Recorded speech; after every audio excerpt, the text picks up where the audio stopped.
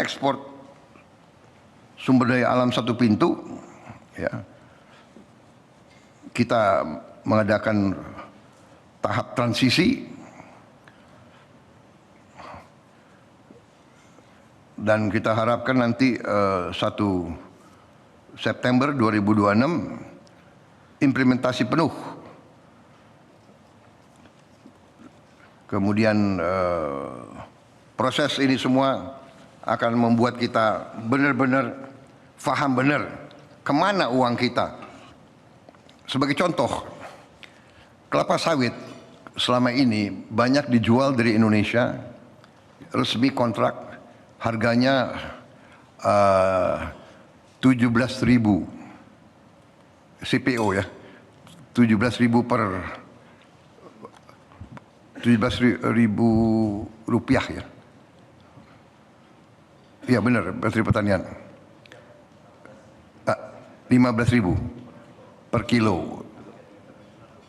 Pada harga di internasional, harga di Eropa, di Rotterdam itu 27.000. Kita 14.000, 15.000, mereka harga sebenarnya 27.000. Siapa yang nikmati 13.000? Hampir 50%.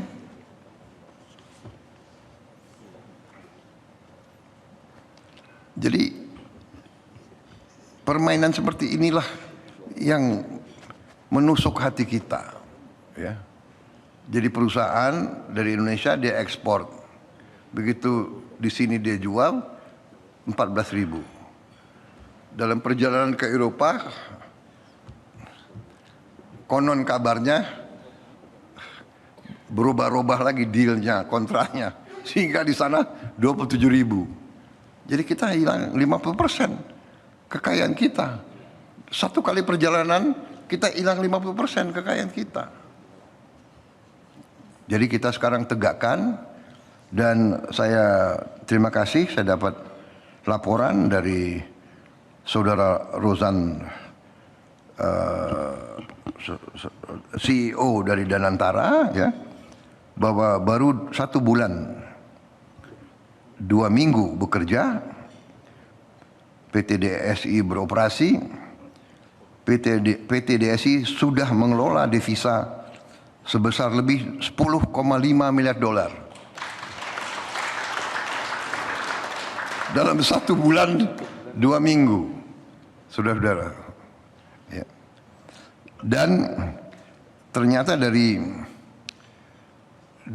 angka yang masuk, sebelum ada PT DSI,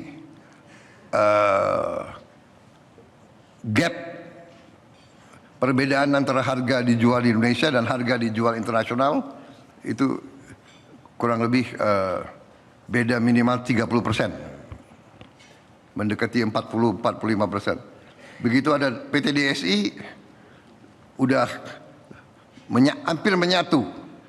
Saya lihat grafiknya. Jadi karena kita tegas meneruskan praktek ini praktek penipuan. Meneruskan, semua izin kita cabut.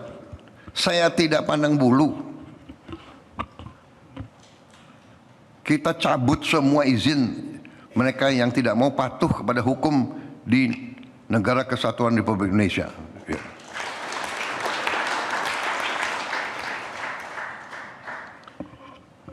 Saudara-saudara, tentunya kita tidak boleh cepat puas, ya. Tapi kita sudah melihat langkah-langkah kita sekarang, bahwa tadinya kita ditakut-takuti. Ada rating agency, ya, global rating agency, nanti akan kasih raport jelek Indonesia. Kita akan diturunkan supaya nanti nggak ada yang mau invest di Indonesia. Saudara-saudara, bukan kita takut, tapi ternyata Standard & Poor, S&P, mereka sendiri sudah umumkan bahwa mereka menilai bahwa pembentukan PT DSI adalah tepat. Mereka yang mengatakan bahwa itu langkah tepat bagi bangsa Indonesia, saudara. Dan itu bisa meningkatkan penghasilan kita, revenue kita.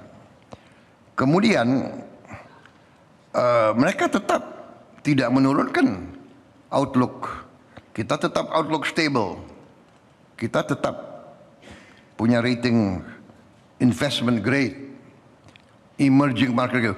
Bukan kita selalu harus puas dengan rating bangsa lain.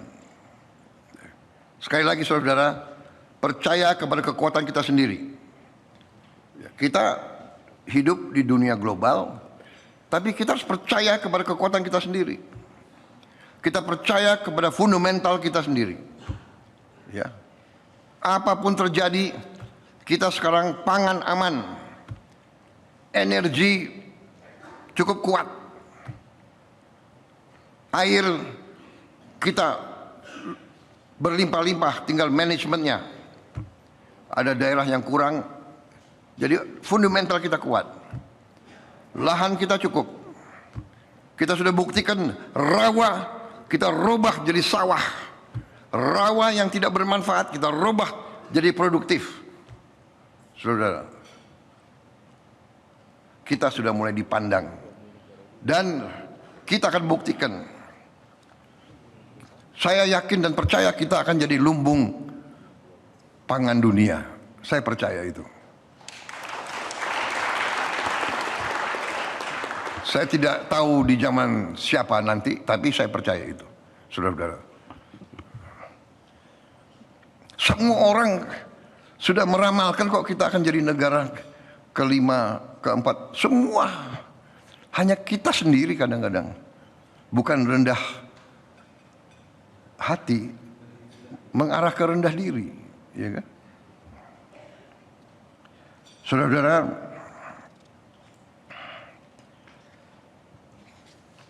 kita yakin bahwa kita berada di arah yang benar, tapi kita juga waspada. Ya. Kita koreksi diri, kita tahu bahwa efisiensi kita masih kurang,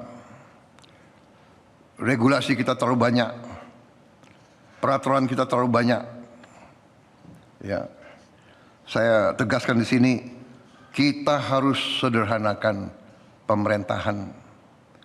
Kita akan mulai melaksanakan atau sudah merintis ke arah digitalisasi pemerintahan dengan GovTech dan program-program lainnya. Saya berharap nanti single national identity card bisa dieksekusi, bisa diimplementasi dengan sebaik-baiknya. Ya, kita terus sederhanakan peraturan-peraturan menteri dan sebagainya, harus juga sinkron dengan nafas penyederhanaan, deregulasi, dan efisiensi.